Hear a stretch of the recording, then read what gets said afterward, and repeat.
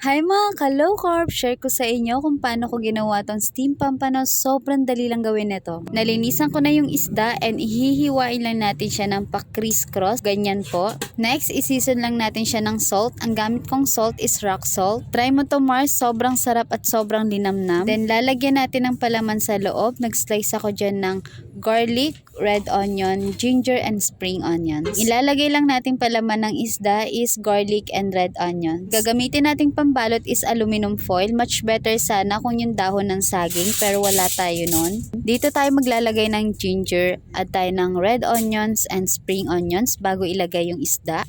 Then add ulit ng ginger, red onions, and spring onions. And babalot na natin siya.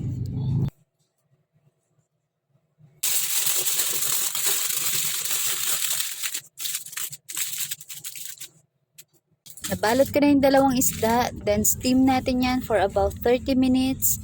And pwede nyo din to steam sa rice cooker.